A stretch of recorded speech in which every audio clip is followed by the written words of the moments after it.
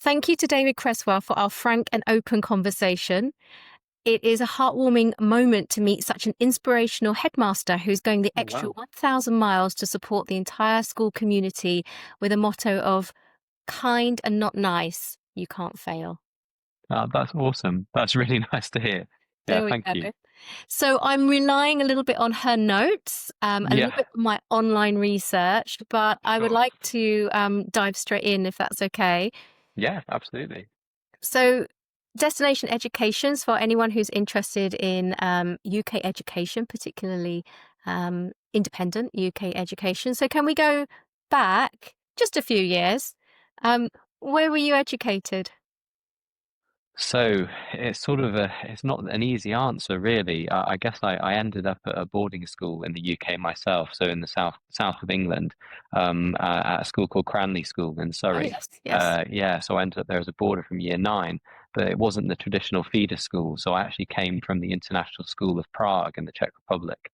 So it leads on to another story, which is that my dad was a diplomat, and Right. so we moved all the way around the world. And so by the time I was 12, I'd had about six or seven different schools that I'd been in six or seven different countries.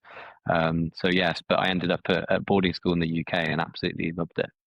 And that was what year was that? Year nine, year 10? Yeah, so that was year nine. Yeah, absolutely. Yeah, so started at Cranleigh in year nine, and then yeah, had a great 5 years there. You finished up there. Yeah, Um, That is interesting because we work with a lot of international families who are yeah. considering UK boarding. So, although it was a little while ago, just a few years, what and also, of course, you receive a lot of students from international schools. What do you think are some of the issues or challenges around sort of transitioning into a UK boarding school? Yeah, I think it's sort of there's a lot of great traditions and obviously words that are a little bit strange when you get into a UK boarding school at first, but they become things that you absolutely love and cherish sort of by the end of your time there. I guess the things that were most challenging for me were that I came from an American school, so came from an American curriculum in the Czech Republic. I even had a bit of an American accent as well.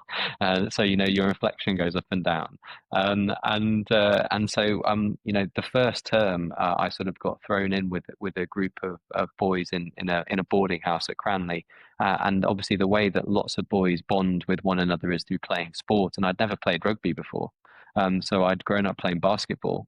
And so once I understood that it was a matter of just chucking a ball about and doing the best that you could, I absolutely loved it.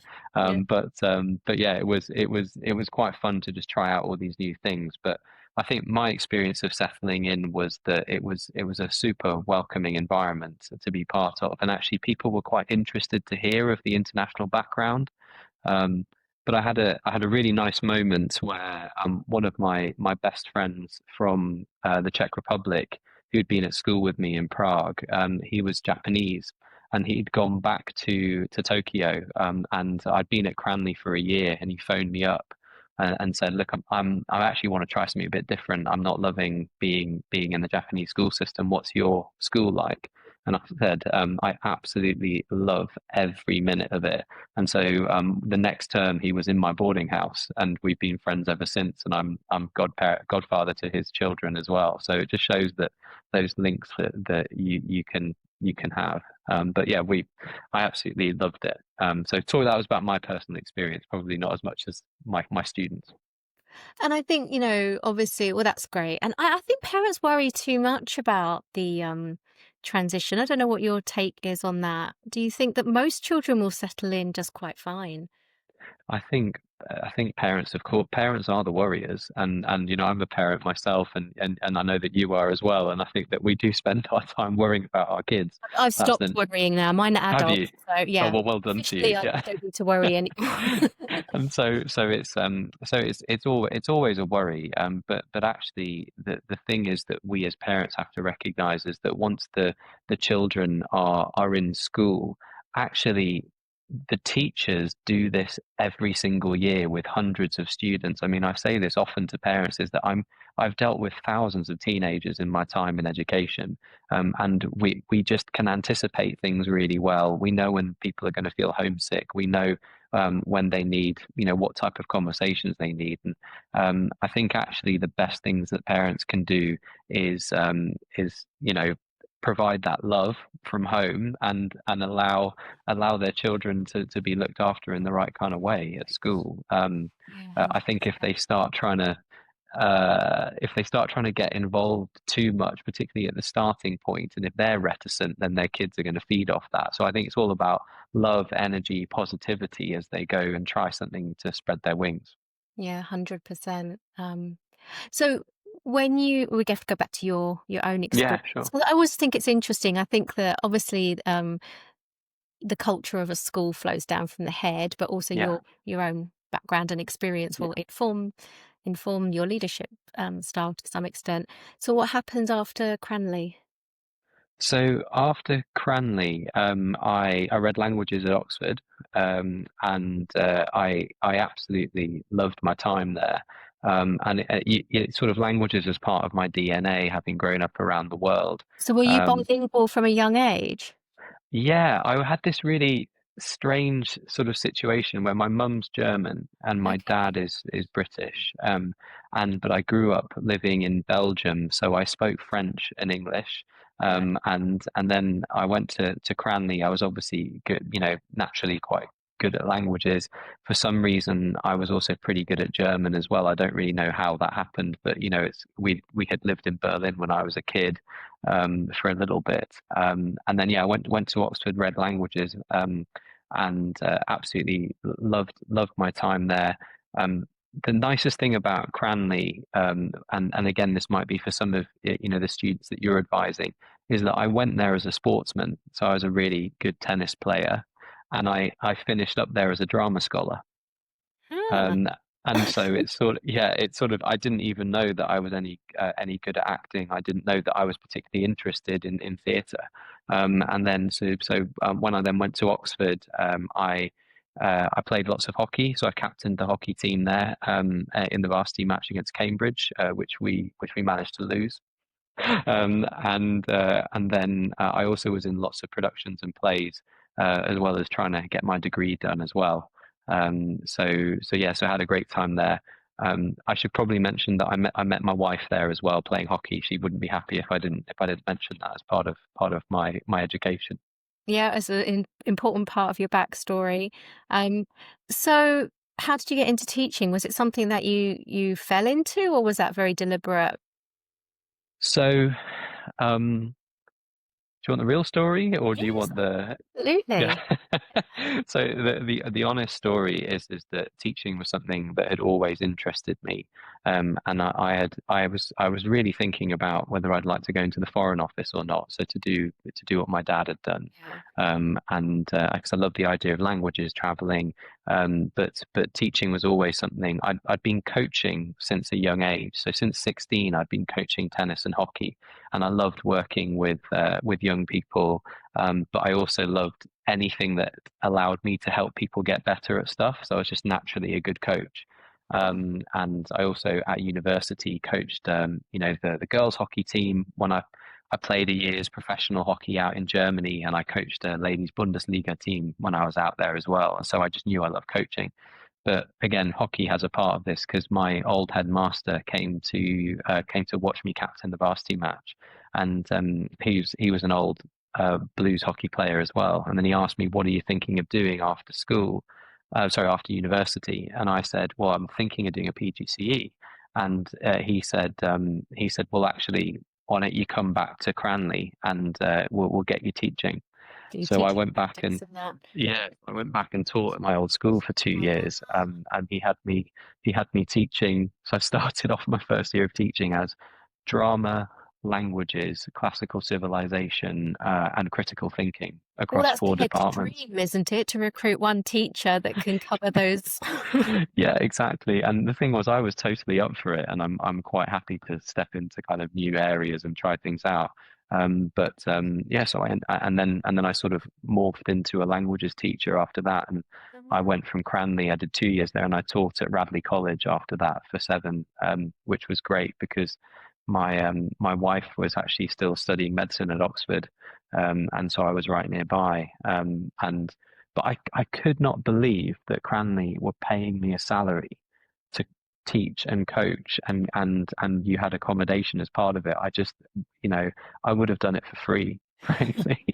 And I couldn't believe that they were putting money in my bank account. And I was playing a lot of very serious hockey at the time as well, and they were great about giving me time to go and play in tournaments and do all sorts of things. So it was an amazing time post uni. It was very cool.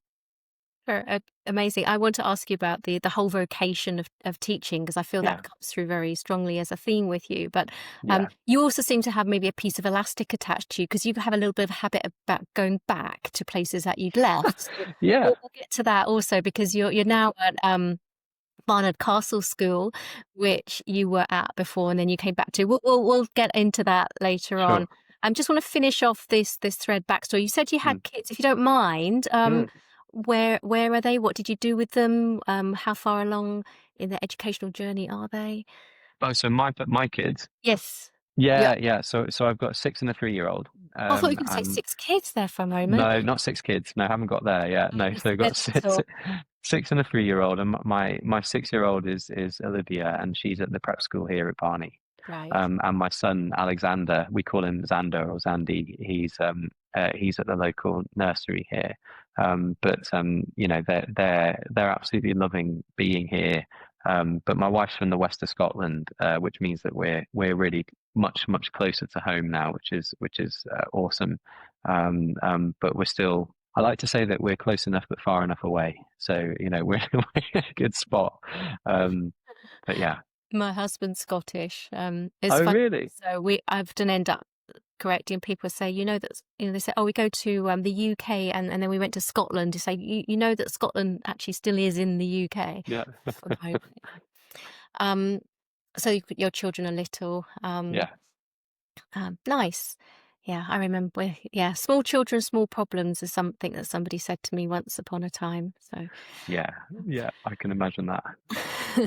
So let's then talk about. So yeah, you spent some time at Radley, and then I think you Mm, went to Whitgift. No, then you were at that's right. Barney's. So Yeah. it's interesting. So one thing that is very cute, I think it's I don't know where does it come from. So Barnard Castle School, everyone refers to it as Barney's, and then you refer to the students or the old students as Old Barnardians.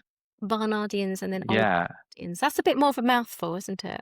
Yeah. And so we actually, it's actually a really important thing to us is that we're obviously in the town of Barnard Castle. Yeah. And so lots of people in this area refer to the town as Barney. Uh, But we also refer to the school as Barney as well, and it's a thing that is it means a lot to us. And the way I will open up, for instance, when I'm talking to parents at parents' morning, is say, "Welcome to Barnard Castle School." We refer to ourselves as Barney, and I hope that you will as well when you leave today. The thing for me is that we're a community who do serious things, but we don't take ourselves too seriously. And I think that that's something that you get from us as a school, and also is why we're happy to refer to ourselves by our nickname, yeah. which maybe other people wouldn't. But yeah, there are beanie hats with Barney on and all sorts of things going on. Mm. And it's interesting. I mean, I've been visiting schools all of last week and then next week, and then for the podcast, been interviewing Yeah, lots of heads. I think one thing I'm quite keen to convey is that people often think of, especially people outside of the UK, they think of, especially independent school, especially boarding school, as very antiquated and yeah, traditional and to be honest, a bit stuffy. yeah, Uh, and there's a few celebs out there that are kind of like giving it a bit of a bad rap. yeah, Um, but it's not at all. Honestly, I can't think of a school that I've visited or a head that I've talked to who I've kind of come away and thought, huh, it's not at all like yeah, that in my yeah. experience. Yeah, Um, I would agree with you. I think some places can be, but again, that's the sort of thing that I wouldn't say that of certainly from Nicola's experience coming here last week.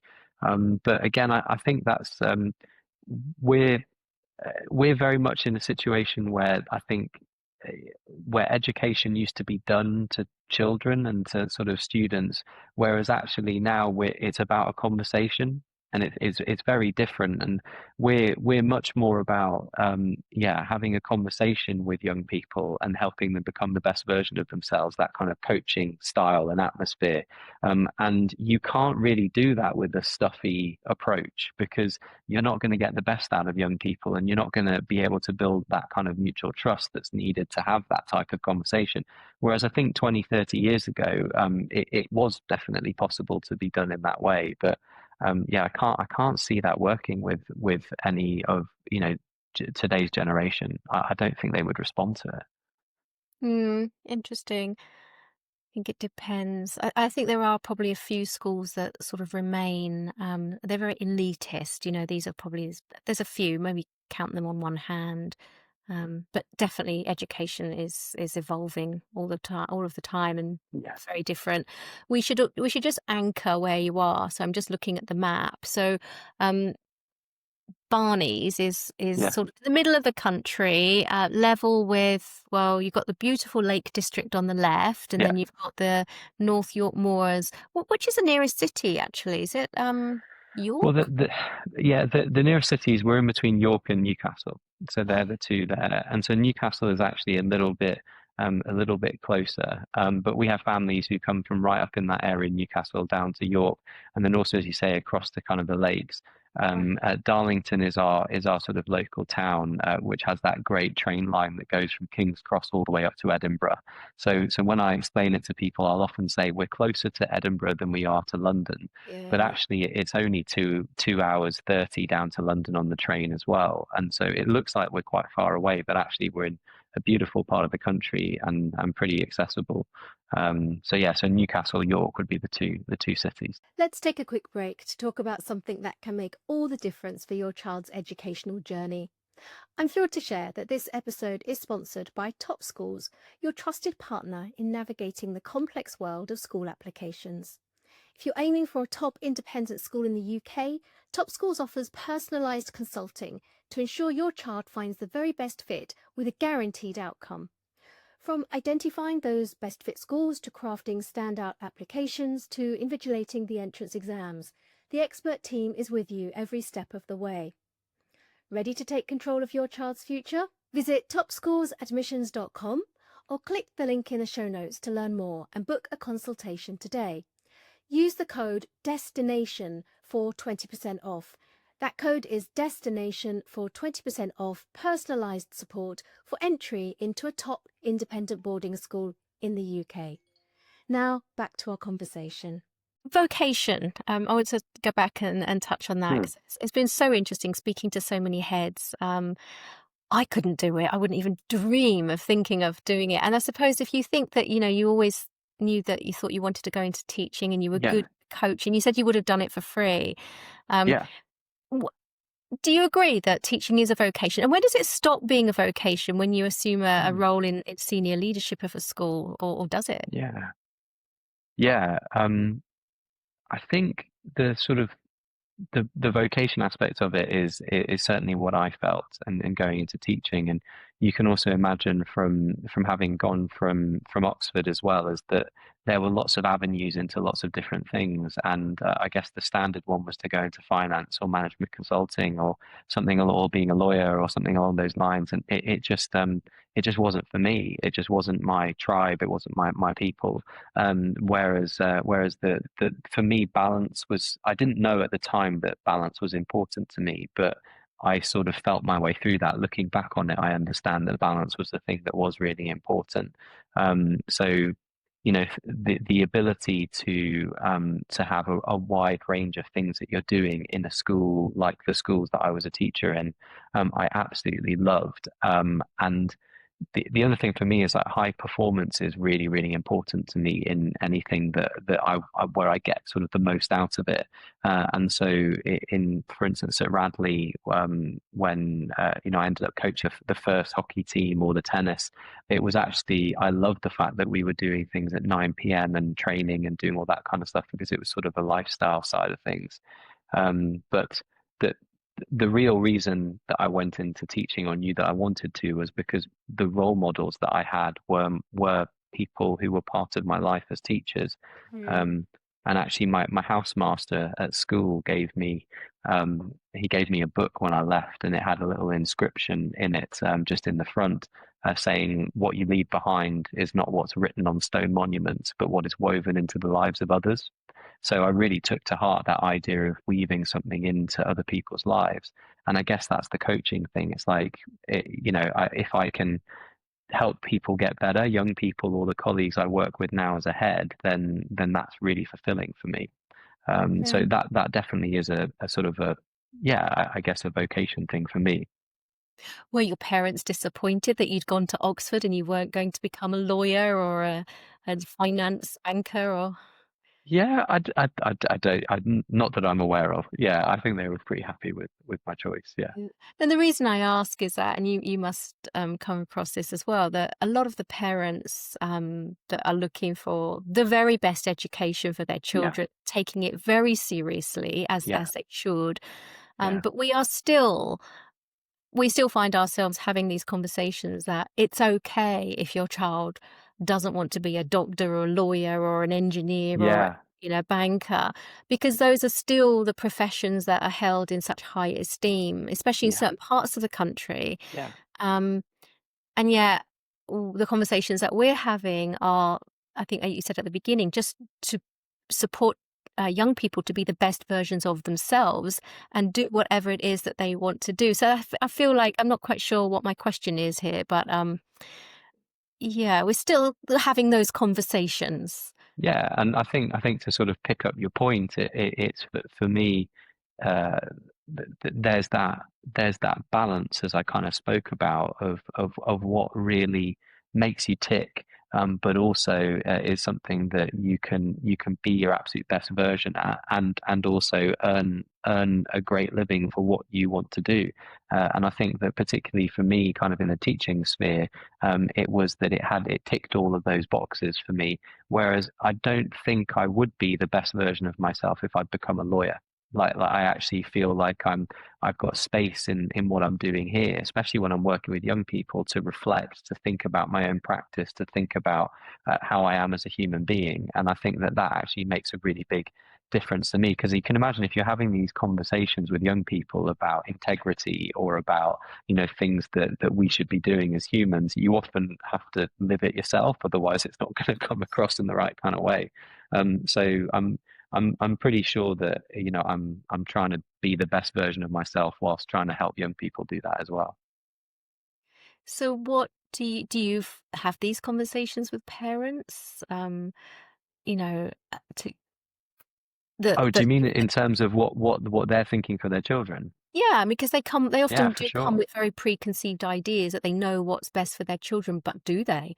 Um, Yeah, do you know what the conversation I have most is just um, is gently pointing out to parents that just the world has changed a lot, and actually one way that I sort of demonstrated that this year was I got up on the board behind me, I got ChatGPT to actually just write me my speech in real time in front of parents, and so they saw, and I said, so I could do this, and I gave it a prompt and I asked it to do it, and it does a really, really good job.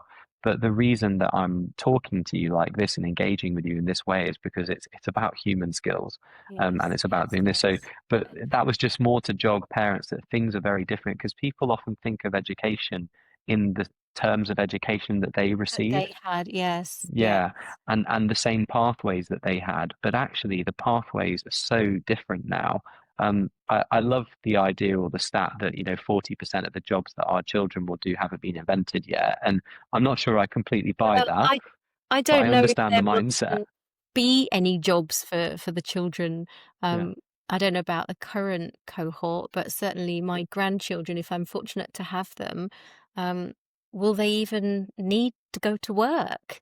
Will there be jobs? I mean, And so there's a whole sort of idea of dealing with uncertainty and dealing with being able to connect with people in the right kind of way. These ideas, as I said, of human skills. yeah. But to sort of come to your point of the types of conversations I have with parents is that um, Yeah, and they come with a lot of preconceived ideas of things that were very clear paradigms in the past that have actually been broken at this point. And as you will know, even in the last 10 years, I mean, things have completely changed in education, having gone through, COVID, having gone through various other things as well, and the way that the AI boom is happening now, it is just a completely different landscape. So. I find that the parents who can come to it with the most open mindset are the ones who will find the best outcome for their child, really. Absolutely. What sort of pathways are open? Because there's this, whilst you say, and I agree with you that education has changed a lot, even in the last Mm, 5 years, like since COVID. The curriculum hasn't really changed, and yeah, as a school, you've got relatively prescribed um, program to follow, and yeah, then they have these pesky things called exams in year 11 and year 13. So how yeah, do you marry the whole idea of supporting children um, for an uncertain future and with the human yeah. skills, and then having to deal with the prescribed curriculum?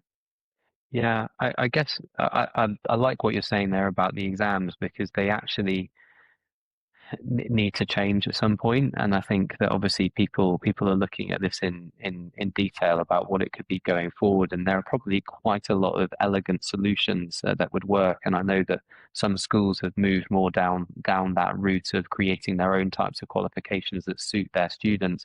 I guess the way that we're handling it is that um, we promote finding the right balance of subjects for things like GCSEs.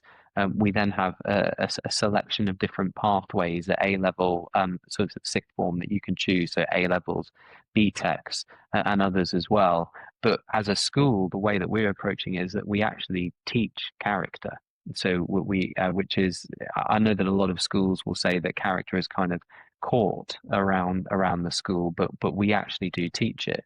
And I could sort of give an example, which is that in year 7 and 8, the captaincy of teams will be on a rotation basis, and you'll captain your team on the weekend. You'll know that that's coming up. You'll speak to your coach about it beforehand about how you're going to handle that, and then afterwards you'll reflect on it with that same coach the week after. But we've built quite a cool thing which is called the Apollo app.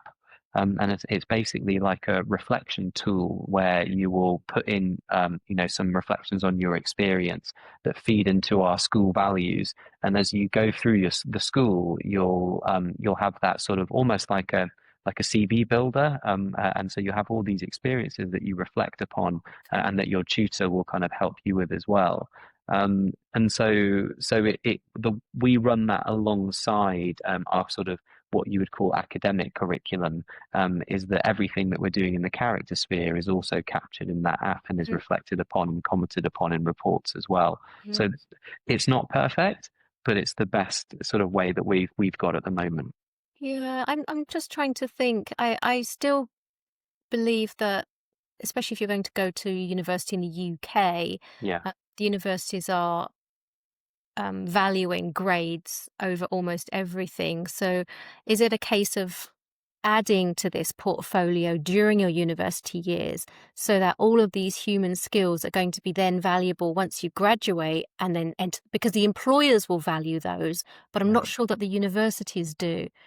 Yeah, it's a hard one. I hear what you're saying, and there's no two ways about it. Grades are important, because they give you opportunity, and I think that the way that the school, so the Barney that I'm at the moment, has described that in the past is that grades are important, but it's what happens when you walk through the door that matters, how you light up a room. But actually, I'm trying to reframe that a little bit at our school because I do believe that philosophy to an extent, but actually, I want to know doors to be closed to my students. And so, actually, you're quite right. Universities need to see certain levels of grades so that you can even walk through that door in the first place. However, there is a little bit of nuance there because I think that the more self-aware a student is, the more they're able to understand how they're operating, actually the higher performing that they can be in their academic work as well. Part of me does believe that it's not worth getting a first from a university if you can't handle the sort of the ups and downs of life. Hmm. So there's that balance to be struck, even though, getting to the best place that you can do, the best destination from a university point of view, and getting the best grades is undoubtedly important. But you can imagine from talking to me that I might say something like that from a sort of, as I've been talking a lot about balance and other things as well, is that I think that plays a big part in what you can achieve. Yeah, of course. And I think that, do you have many students that choose to study at university outside of the UK at all? Because I think it's different in some other countries, but I still feel that the UK, especially the top, Oxbridge and Russell Group, it's grades, isn't it? Yeah, and I think we've got quite a few international students as well. So we do have international destinations, and we encourage our students to look at places like Holland as well, who are studying in English. And Mhm. I know that recently we had some students who went to read some sciences in Holland as well. But we're looking a touch more at the States, but not as much as the school I was at in London. Actually, the States was becoming a really big thing. So when I was down at Whitgift, we had some students who were accepting offers from your Ivy Leagues and turning down offers to Oxford and Cambridge as well. So yeah, I can definitely see. I think we're probably still quite UK based. As someone with an international background, I always want people to look at the world in a little bit sort of wider lens, but I think we're not quite there yet. Mm. I still think the UK universities, especially the top branded ones, are still very, very highly regarded. And Undoubtedly, yeah, y- for sure. you know, just coming back to the idea that you're saying that Barney is very, I think, grounded. I think Yeah, one of the phrases, it was rounded and grounded. Was yeah, that well-rounded and well-grounded. nice? Yeah, Um, but it is an elite. It's a privilege, for parents that can afford to send their children to an yeah. independent school, and then they have ambitions of them going to a top UK university. What are we really preparing children for the real world? Because it's not the real world, really, is it? To be in a beautiful boarding school, with small classes and all of that attention, because the fees are high. Um, Yeah. No, it's a good point. I guess we are a product of our environment where we are in the Northeast, and the way I try and describe it to people is that the values of the Northeast are probably more closely aligned with Scotland than they are London. So so what do you are get those what I mean by values? that? Well, I've got quite a strong connection with Scottish. So what are those values? Well, I think in for us, it's really important that people are warm, that they're authentic, that they are able to hold a conversation. When you walk around here in the morning and somebody's taking the dog for the walk, just build in an extra 10 minutes because someone will stop and chat to you because that's just a friendly thing to do. Whereas if you're in London and you're walking around and somebody stopped and chatted to you for 10 minutes, you'd think they're a bit mad. And so it's just that sort of different side of things where I think we are a product of that environment.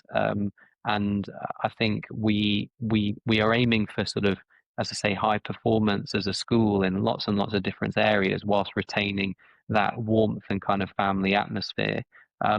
We do sometimes talk a little bit about it being a bit of a bubble. Mm. In this area, people talk about the Barney bubble in particular, both good and bad. But as I say, having been a deputy headmaster down in London, where you're dealing with a lot of the sort of safety aspect of things, I absolutely love that my students here can walk into town, can go to Costa and grab a hot chocolate, and they are absolutely fine. I am not worrying about them at Yeah, all. yeah. Whereas in London, I was worrying about them all the time. And so I hadn't really quite realized Mm. how amazing that is. So it's a bit sheltered, but kids can be kids. We don't allow mobile phones on our site either. Um, and so when I see at 4 o'clock when in beautiful weather in the summer where the kids could be on their phones doing whatever. They're out on the fields kicking a ball about. We've got three outdoor volleyball courts that are set up, and I see our day and international and boarding students having kicking it, passing a volleyball around. That's what kids should be doing Mm, at that age, as opposed to being stuck on their phones. absolutely. So you don't allow phones at all? I mean, what is surely the boarders have phones in the evenings? Or? The boarders have phones, but they are obviously put away during the Yep. day, and they get them back after prep time at night. But it's something that we started this year, and we really believe in it. And again, we talk about human skills. I know that every single one of my students can hold a conversation with people in a really positive and thoughtful way, which is absolutely lovely. And I just like the fact that they aren't they aren't holding their phone when they're talking to you, because when you meet for lunch or dinner with people, and they walk in and they put their phone on the table, that immediately says something, whereas actually just not having your phone around means that you can have a totally different type of conversation. Or even if the phone's in the bag and they're wearing their watch and that starts buzzing and beeping. Exactly. I Exactly. I'm slightly guilty, I have to admit. Is that right? Yeah, I think we're all addicted, aren't we? I mean, Yeah. that's another story for another time. I do think that a key advantage of boarding is that as parents, we don't need to police the use of devices. We just pass that problem on. Um, Yeah. And yeah. it's quite straightforward. If you can just support the school rules, then those are the school rules. Yeah, we're quite happy to have the tough arguments, because they're quite straightforward for us. So we've got a sense of the Barney culture. I mean, Yeah. I don't know if you can summarize it in a few sentences. If someone's wondering, um, we know where it is, but how would you Mhm. describe it in a nutshell? So I'd say well-rounded, well-grounded. That's what our students are like. I would say that we're a place that wants to inspire ambition in students, but we also want to build character, and we want to do that in a place that is an inclusive community, where hard work and good fun are really, really important. And the way that my staff would describe that, and this is quite a northern phrase, they would say it's hard graft and good crack, which means hard work, good fun. And I think that sort of that would describe us pretty well as a school, I think. How would your staff describe you? I think what would they say? I think they probably, yeah, say very clear. Uh, I think they'd say clear. I think they say I'm straight with people. I'm honest. I think that that they know that I'm willing to talk to anyone and engage in a conversation at any point. Um, I think even when there's tough things to be done, the way I say is that if you come and ask me a question, I'll answer it. If I can't answer it straight, I'll tell you why. Mm, And so yeah, I'd hope that they said kind, as in the type of kindness that I like to talk about, which is telling people the thing they need to hear in the moment so that they can be the best version of themselves. So I'd hope that they'd say a few things like that. yeah, we'll have to ask them. No, I'm just kidding. Yeah, do.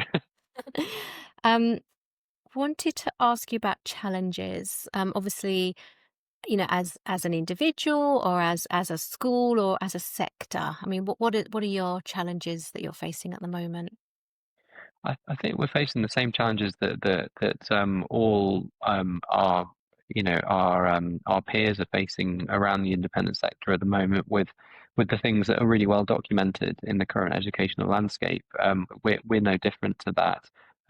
But I think the thing that's really shone through for me, sort of coming to the end of my first year as head at Barney, is just that the way that the community are able to come together and always do the best for the students is absolutely, I haven't seen anything like it. It's absolutely amazing.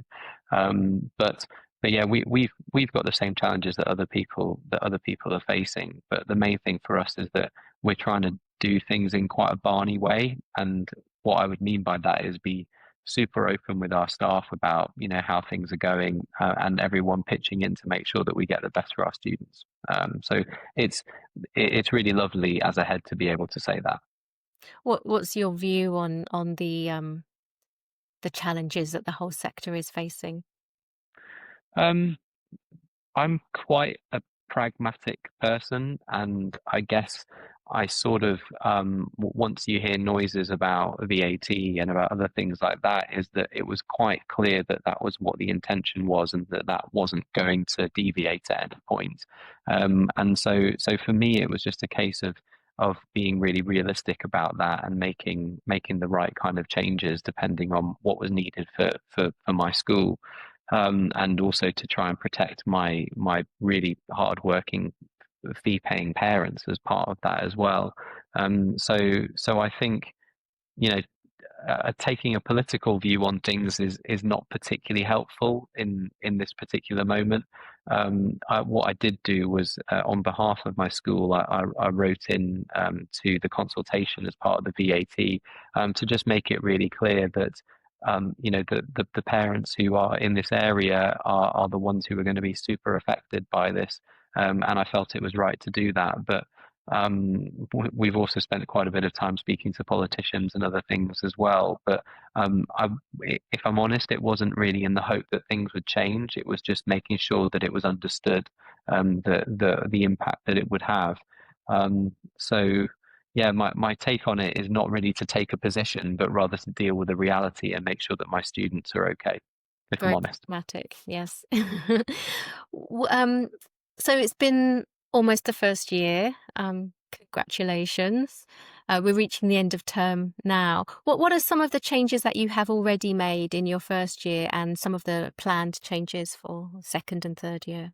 Yeah, I mean, the first thing I did was I said to the staff and to the students that I wasn't going to make any big changes, in my first year, is that I was going to spend a year listening. Yeah. And so I've spent a lot of time listening to people. I've met one to one with every member of staff. I've spoken to all operational staff in small groups that they come and have coffee with me to tell me how things are going.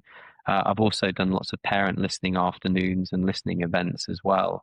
And so really it's about me, just checking, am I seeing the same thing as other people from all different angles? Are we all seeing the same thing here?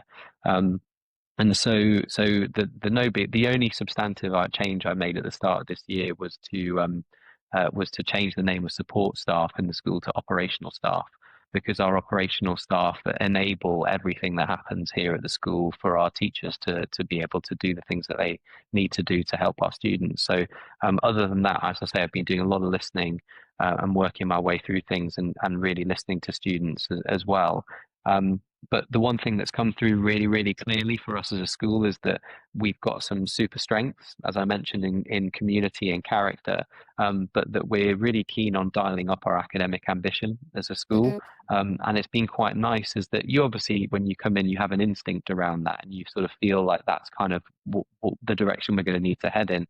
But then when you're hearing that in, every single one-to-one I had with teachers, they were saying, do you know what, we're doing well, but we really want to dial this up for our students to be the best they can be.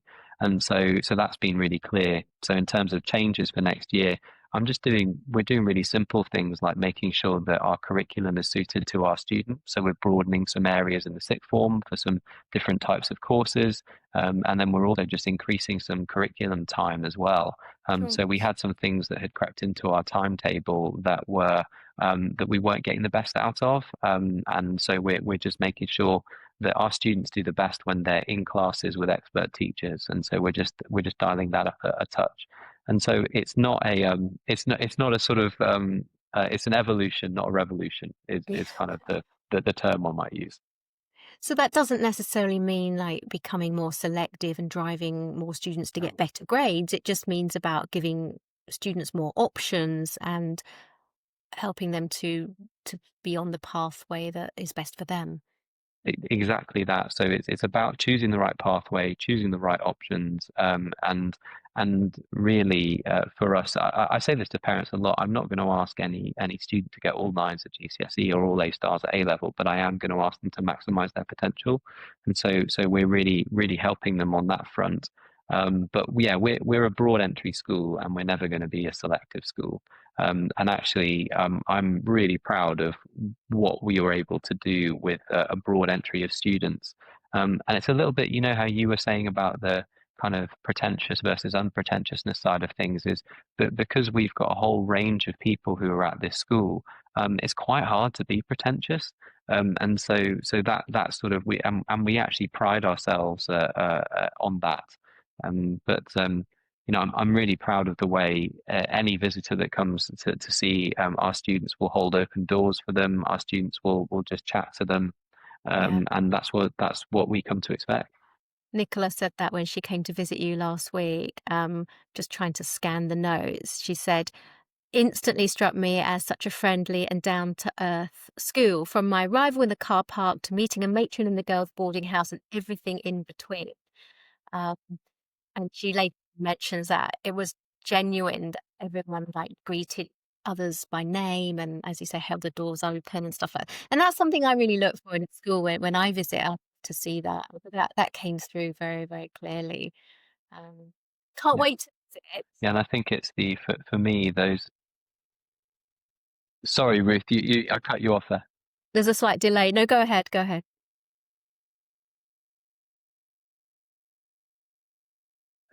You know, what one thing that I haven't seen in another school that sort of gives an example of the way that the students are with one another and not necessarily visitors is that they different year groups sit with one another at lunch. You know, there's usually that kind of like stigma of I'm only going to sit with my year group or whatever. But particularly with the boarders here, I saw the other day where there was a year seven boarder who was walking with their tray of boarders tea, and one of the year 11s he said to him, "Oh, Jack, he knows, you know, year 11 knows the year seven by name." And says, "Jack, come and sit over here." And he got him to sit down with him because he could see that there wasn't anyone else to sit with. And so again, it's the kind of thing that says something about us as a school community, which is really lovely. And yet there is still that respect of the older years as well, but the respect is earned in a slightly different way, through care and compassion as opposed to being more directive. Yeah. We've got a lot of C words. What do we have? We had character, community, care, and compassion. So, yeah. I I am like those conscious. words. Yeah, I've written them down. I'm conscious of taking up too much of your time, but Sure. what is the one question that I haven't asked you yet that I should have asked you? Um, I actually asked that question when I interview people as well. I really like that question, but now Stop. that It's now not original. now that No. I'm asked it myself, I don't know my answer. I think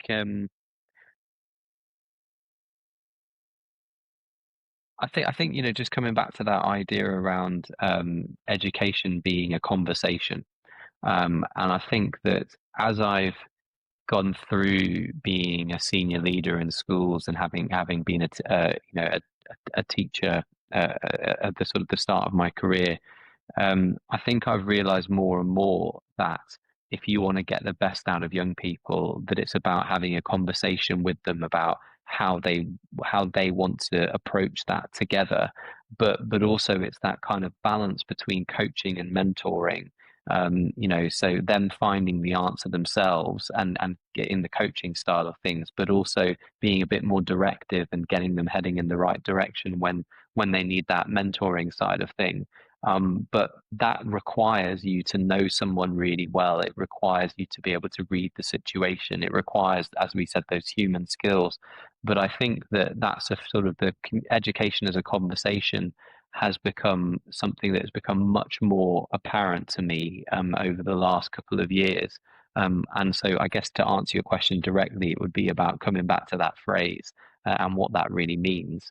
But there's definitely something there that I think that we do well as a school because our ability to communicate with our young people here, I think is what some of the best that I've seen, certainly having worked in a whole load of really fabulous schools as well. Yeah, I'm interested because you have worked in a few other schools, and then you said that you've never seen in another school like the sort of like the story that you mentioned about the year 11 invited. Is that Yeah. genuinely? I would have thought that that should be more common than that. Yeah, but the other places that I've worked in, there was always a drive for students to be a bit cool and Mm, to, and so it's sort of that, and that's a thing I think that the Barney students, that they obviously, all teenagers can be a bit cool or standoffish, kind of thing, but I think here it's really, um engaging with younger members of the community are just, that's a really prized thing, and they're not too cool to do that. um and so on Sunday we had a Borders Father's Day service, and afterwards we had, it was called the Lads and Dads cricket match, so where the fathers play against the sons at cricket, and I had my two kids with me as well. We went to the service, and then they were at a barbecue, and there were bouncy castles and all that kind of stuff, and I suddenly looked around and went, where's Xander? Like, where's my son gone? Kind of thing. And one of the year seven boarders called Elsie was walking him over to the bouncy castle by his hand to go and play on the bouncy castle with him. And I'm just thinking, that is what Barney students are like. Like they just have that kind of innate feeling of being part of a family in the community. Which, as I say, I'm not sure in any other school that those two examples would happen of the schools that I've worked in so far. Mm. Well, it sounds like a very special place, Yeah. and under your leadership, I'm sure it will continue to grow. And I would very much like to visit one day. No, you're absolutely welcome. Thank you. No, I'm in the south, and I think that your point. I'm from London originally. Actually, Oh, right. well, I'm from Essex. If I'm being completely honest with Yeah, you, okay. I lived in London for a long time, and I go back now, and I think that I agree with you. It's a very unfriendly place, so it can be. I mean, people just don't talk to each other, or they don't look Yeah, you in the eye like they do in other parts of the world. And I'm currently yeah. in Somerset, and Oh, I right, think yeah. it's also very friendly. Once you leave one of the very, very big cities, it's very different. And I often talk to parents about choosing a city school or a rural school, and Yeah, the different the pros and cons of each. But yeah, my London days are over, I'm sure. I, yeah, I go in I go in these days on the train, and I'm like, I just want to turn around and come back out. yeah. But It's lovely to go into London. It's nice to leave as well, but yeah. 100%. Well, thank you so much, David. It's been a fascinating conversation. We've got lots of C words. We'll write up the note where people can contact you. And if they would also like Great. to visit, then I'm sure that they're Yeah, most welcome. Um, yeah, absolutely. Thank you for being a great guest. No, absolute pleasure. Thanks for having me. Nice to meet you. Thanks for listening. If today's episode sparked questions, or if you're ready for support with UK boarding school admissions, we're here to help. Reach out to us at www.topschoolsadmissions.com or follow the link in the show notes. Your child's exceptional UK boarding school educational journey starts with a conversation, so let's have a chat.